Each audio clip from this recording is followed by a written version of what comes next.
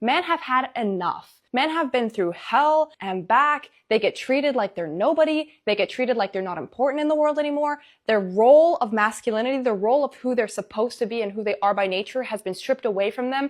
They're now being told to be someone that they're not naturally or that they don't want to be by nature. Men have been put into this box by women of, you're not important, you're just important for how I can use you. And that is wrong. Men are valuable human beings who have feelings, emotions, wants and desires, and needs. And if you as a woman cannot see that, then stay away from them. But if you can't afford a woman's lifestyle, then date within your budget. Ladies, something that you need to hear. But most men with a shred of self-respect or dignity are absolutely not going to date women that think like this. Don't call her high maintenance. Don't act like she's the problem. She likes what she likes. You just can't provide it. That's not on her. That's on you. Indeed. And those men that I mentioned can absolutely tell the difference between a liability and an asset.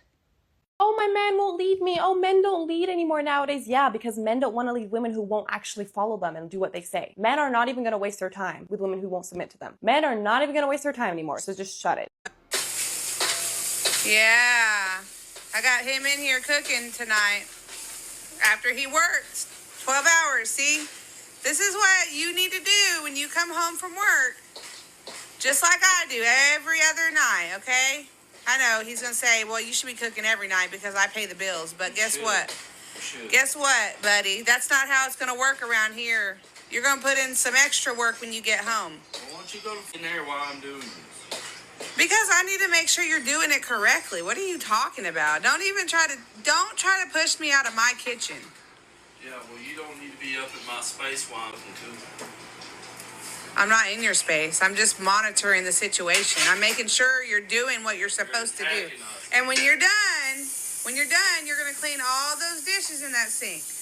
Because they're not going to do themselves. And I damn sure ain't going to do them.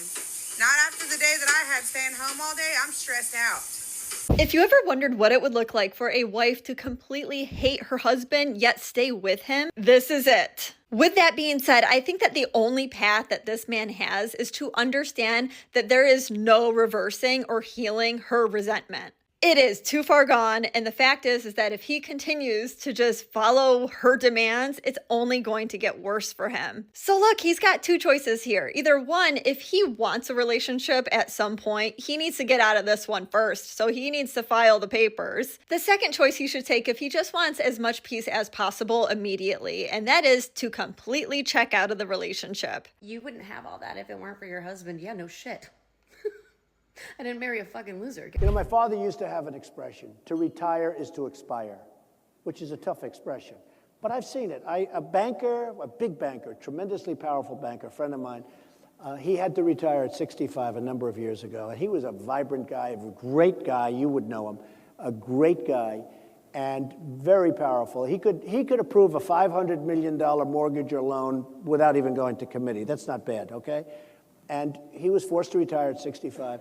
And I saw that man get old within a period of 1 year. It was like the most incredible thing. And I also saw him say to me, oh, well, when I retire, I have so many friends. I said, you'll have me as a friend, but you're not going to have a lot of people as a friend because a lot of people aren't going to call you back. And they all call you back right now, but they're not going to call you back. And he came to me about 3 weeks ago. He said, you know, you're the only one that calls me back and talks to me and goes, he said, all those other guys, New York developers mostly, I call them, they don't return my calls. They used to return my call before I made it, and they don't return my call. But that's life. I mean, that's a sad thing, but that's life.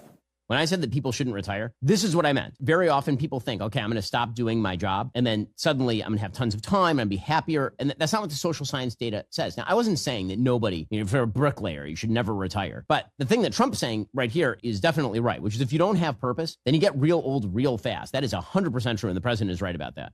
Winners win.